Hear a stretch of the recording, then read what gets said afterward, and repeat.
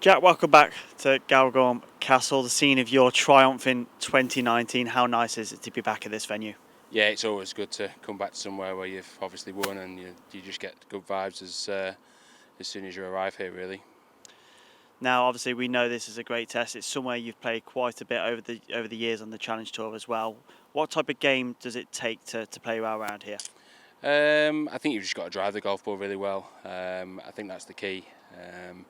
If you get the ball in play off the tee, it's going to give you a lot of chances. Now, obviously, as we mentioned, you won the first sort of mixed event back here in 2019. How important are these types of unique formats for the game of golf? Yeah, I think it's great. It's obviously great that we had the Scandinavian mix this year as well, which I played in.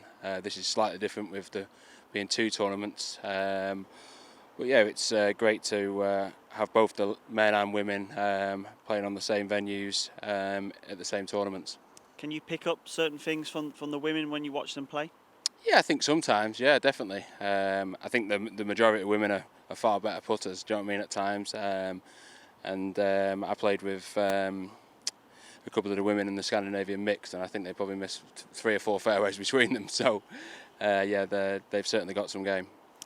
Now, obviously, you made the last 3 cuts on tour. What's the thoughts heading into this week? Is it a case of feeling those good vibes from 2019 when you go around that will elevate your game this week?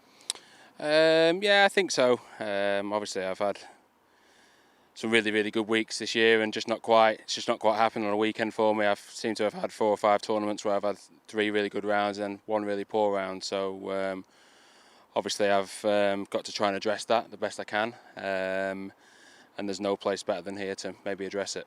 Fingers crossed you can do that. Perfect. Thanks for your time, Thanks, Sam. Jack. Thanks, Cheers. mate.